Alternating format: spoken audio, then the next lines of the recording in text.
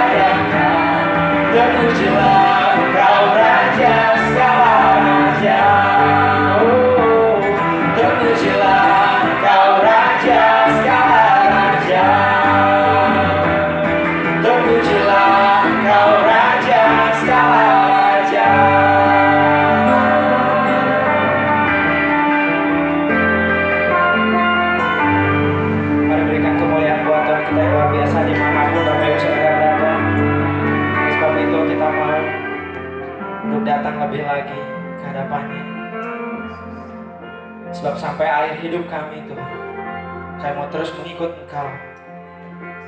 Kami mau terus menghampiri Engkau Bapa. Inilah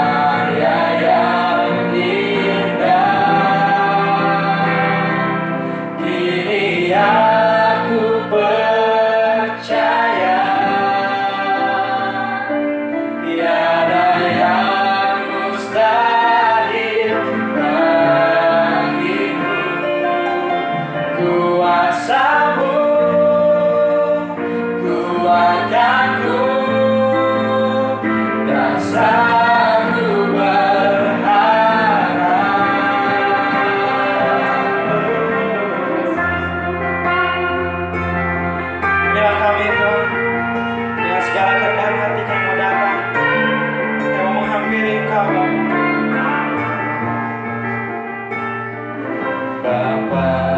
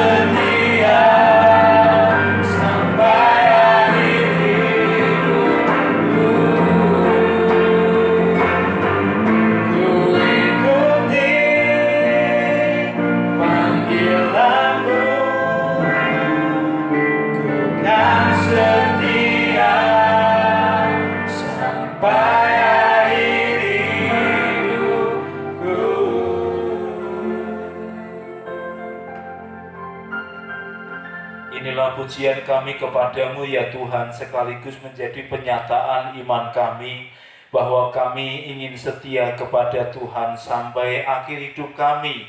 Kami bersyukur semua dapat kami lakukan sebab kasih setiamu dan hikmatmu yang nyata di dalam kehidupan kami. Sebentar kami akan mendengarkan firman Tuhan. Kiranya Tuhan mengurapi kami dimanapun kami berada, di rumah kami masing-masing. Engkau berkarya, Engkau hadir di sana dan memberkati semua jemaat Tuhan. Siap mendengarkan firman-Mu, dalam nama Tuhan Yesus Kristus kami berdoa. Haleluya. Amin.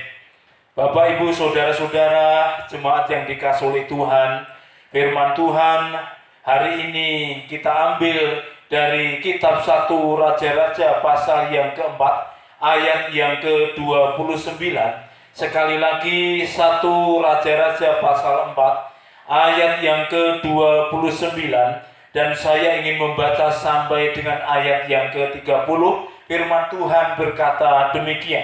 Dan Allah memberikan kepada Salomo hikmat dan pengertian yang amat besar serta akal yang luas seperti dataran pasir di tepi laut. Sehingga hikmat Salomo melebihi hikmat segala Bani Timur dan melebihi segala hikmat orang Mesir. Ayat 29 saya ulangi sekali lagi. Dan Allah memberikan kepada Salomo hikmat dan pengertian yang amat besar serta akal yang luas seperti dataran pasir di tepi laut. Saudara-saudara yang dikasihi oleh Tuhan, kalau kita berbicara tentang satu tokoh yang bernama Salomo, maka tentu dalam ingatan kita sudah tidak asing lagi. Karena kisah Salomo itu kita dengar sejak kita kecil, mulai dari anak-anak. Lalu luar biasa yang dialami oleh Salomo, saudara-saudara. Suatu kali Tuhan bertanya kepada Salomo, "Wahai Salomo, apa yang kau minta daripadaku?" Saudara-saudara, ini langsung dari Tuhan mengajukan pertanyaan kepada Salomo supaya Salomo meminta kepada Tuhan. Dan tentu apa yang diminta itu diberikan oleh Tuhan kepada Salomo.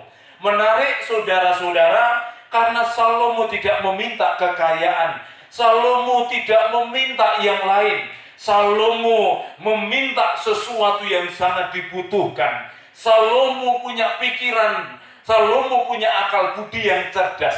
Dia tidak minta kekayaan, tetapi dia meminta hikmat. Bagaimana respon Tuhan? Maka apa yang diminta Salomo itu diberikan Tuhan kepadanya, saudaraku. Tuhan memberikan hikmat kepada Salomo dalam kehidupannya sebagai raja. Salomo penuh dengan hikmat.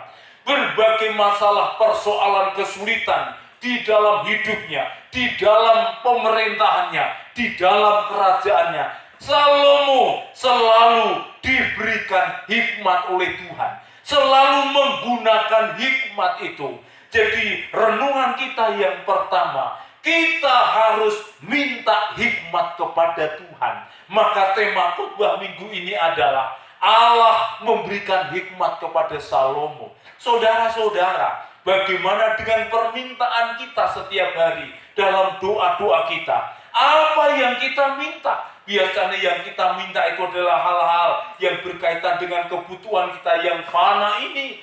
Tetapi firman Allah hari ini mengajarkan kepada kita supaya kita meminta hikmat, saudara-saudara. Maka tidak ada yang lain. Hari ini ketika saudara mendengarkan khotbah ini, berdoalah, berserulah, "Tuhan, berikan aku hikmat, berikan anak-anakku hikmat, berikan suamiku hikmat, berikan keluargaku hikmat." Saudara-saudara yang dikasih oleh Tuhan, oleh karena itu kita harus mengerti apa itu hikmat. Saudara-saudara, kita minta sesuatu harus tahu apa yang kita minta itu. Hikmat itu adalah berkaitan dengan pengetahuan. Hikmat itu berkaitan dengan ide, dengan gagasan, dengan pengertian, supaya tindakan kita itu berjalan dengan baik dan membuahkan kebaikan yang bersumber daripada Allah. Coba bayangkan, kalau hidup kita ini ada hikmat, saudara-saudara. Keluarga kita menjadi tentram, di pekerjaan kita menjadi tentram, lalu dimanapun kita menjadi tentram. Karena semua berjalan dengan baik. Orang yang berhikmat, dia punya pengetahuan. Orang yang berhikmat, dia punya ide, dia punya gagasan, dia punya pengertian yang berbuahkan kebaikan. Dan kebaikan itu bersumber daripada Allah. Oleh karena itu, Bapak, Ibu, Saudara yang dikasih oleh Tuhan, hikmat itu berkaitan dengan ide, dengan pikiran, pengertian yang ada di dalam kehidupan kita. Dan hikmat itu akan diberikan Tuhan kepada kita semua, saudara-saudara.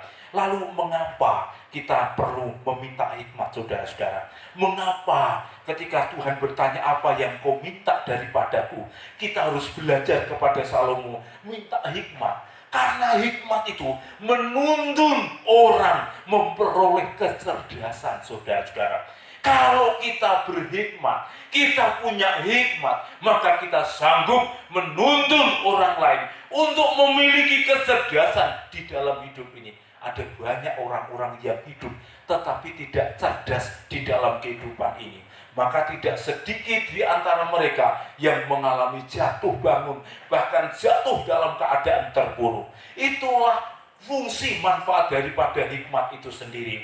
Lalu mengapa kita perlu minta hikmat? Hikmat itu menuntun orang untuk menjadi bijaksana.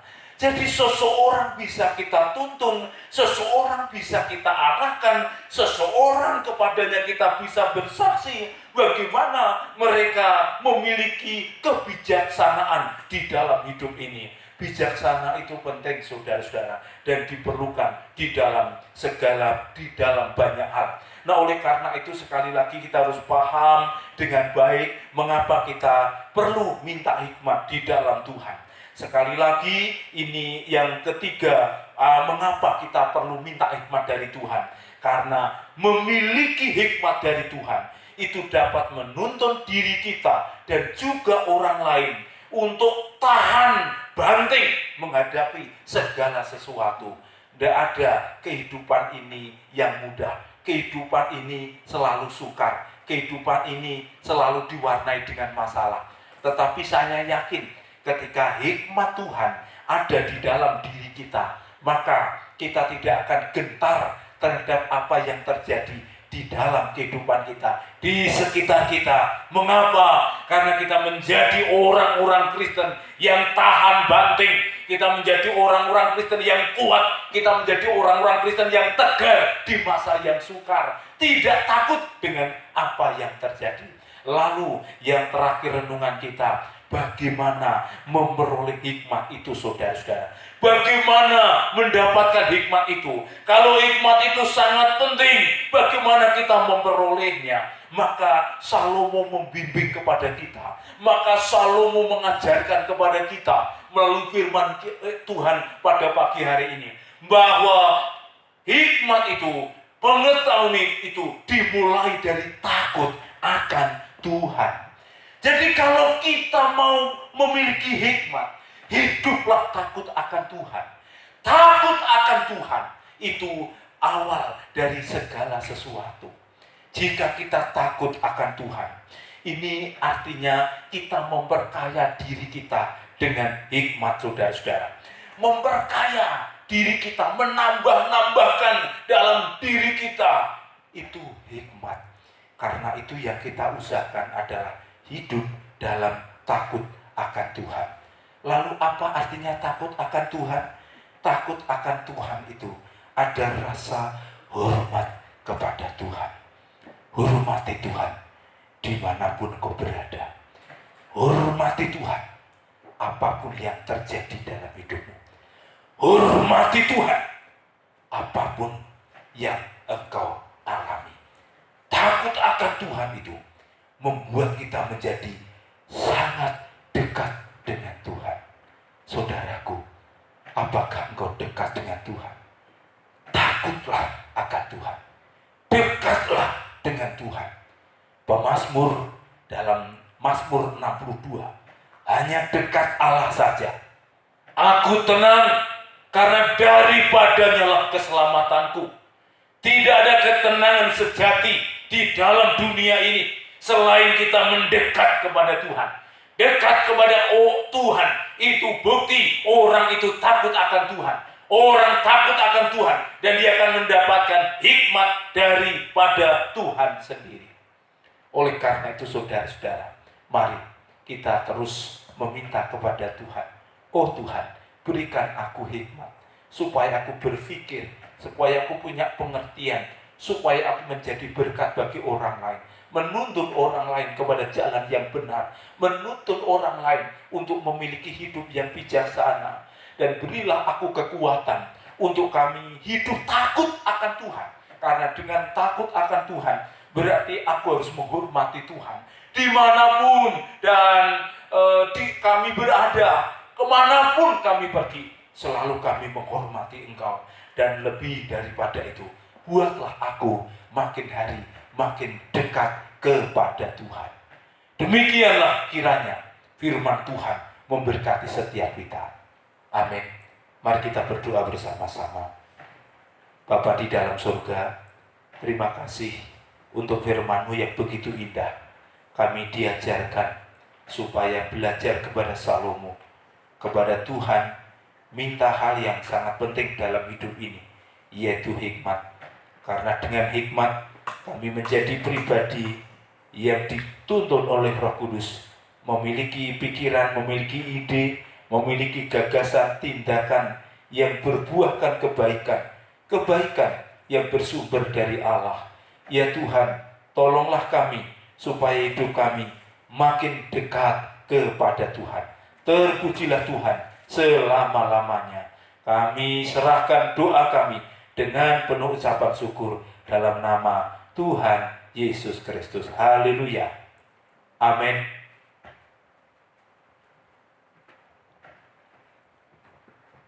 Firman Tuhan yang sungguh memberkati untuk setiap kita. Tiba saatnya kita akan memberikan yang terbaik untuk Tuhan. Silakan jemaat Tuhan untuk menyediakan amplop seperti ini. Lalu masukkan persembahan kita ke dalam amplop tersebut. Simpan dahulu amplop ini dan kemudian dikumpulkan saat kegiatan gereja nanti sudah berkegiatan dengan seperti semula atau berjalan kembali. Dan untuk membuka persembahan kita masuk dalam doa. Bapa, kami ucap syukur Tuhan atas berkat dan anugerah-Mu yang sungguh luar biasa, atas penyertaan-Mu sepanjang hidup kami Tuhan. Dan sebentar kami akan memberikan yang terbaik Bapa, kiranya persembahan ini dapat menjadi dupa yang harum Bapa, dapat memberkati setiap orang. Dan juga apa yang kami berikan ini Tuhan hanya untuk kemuliaan Nama-Mu saja Tuhan. Berkati gereja yang mengelola persembahan ini Tuhan, kiranya apa yang kami kembalikan Tuhan ini semua yang berasal dari-Mu Tuhan. Terima kasih Tuhan, Kau berkati persembahan ini. Terima kasih Tuhan, dalam nama Tuhan Yesus kami telah berdoa dan ucap syukur. Haleluya. Amin.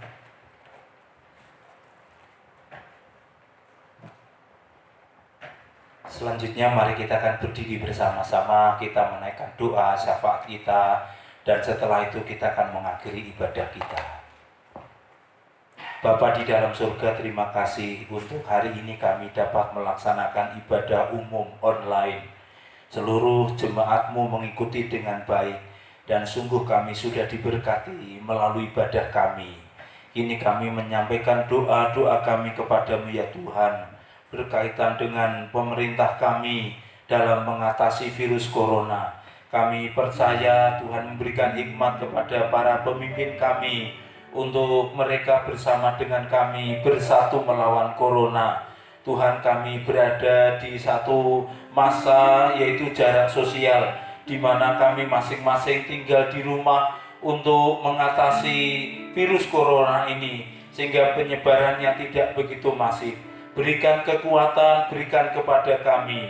Kami berdoa untuk seluruh rakyat Indonesia, memberkati mereka dengan berkat-berkat surgawi. Tidak ada seorang pun yang kekurangan, semua hidup di dalam berkecukupan karena anugerah Tuhan. Terima kasih Bapa di dalam surga. Kami berdoa untuk kegiatan ibadah, baik ibadah umum maupun ibadah kategorial yang kami laksanakan di rumah kami masing-masing. Sekalipun kami tidak berkumpul di gereja, tetapi kami tetap beribadah sesuai dengan kerinduan iman kami. Oleh karena itu berikan kami keseriusan, berikan kami kekuatan, dan kami yakin hal itu kami peroleh sebab Tuhan memberikan kepada kami semua. Terpujilah Tuhan selama-lamanya. Tolonglah kegiatan kami, aktivitas kami sehari-hari. Lindungilah kami semua Tuhan daripada yang jahat. Tolonglah kami, proteksi kami dengan kasih sayang-Mu. Kami berdoa untuk saudara kami yang sakit, Tuhan tolonglah mereka, Tuhan sembuhkan dengan kuasa-Mu. Terima kasih Tuhan, lepaskan kami dari yang jahat, lepaskan kami dari sakit penyakit, jauhkan kami dari virus corona. Inilah doa kami, berikan kami hikmat agar kami sanggup menghadapi semuanya. Terima kasih Tuhan, terima kasih di dalam nama Tuhan Yesus Kristus. Setelah Engkau berbakti kepada Tuhan dan menerima berkat-Nya, serta bertekad untuk meminta kepada Tuhan hikmat, maka sekarang tadahkan kedua tangan, arahkanlah hatimu, pandanglah Tuhan, pulanglah dalam kehidupanmu, dan terimalah berkat-berkat Tuhan. Maka Tuhan memberkati dan melindungi engkau. Tuhan menyinari engkau dengan wajahnya dan memberimu kasih karunia. Tuhan menghadapkan wajahnya kepadamu dan memberi engkau sukacita, memberi engkau kekuatan, memberi engkau berkat berlimpah-limpah, memberikan kepadamu perlindungan, bahkan damai sejahtera sekarang dan sampai selama-lamanya. Semua orang percaya berkata, amin. Bapa, terima kasih.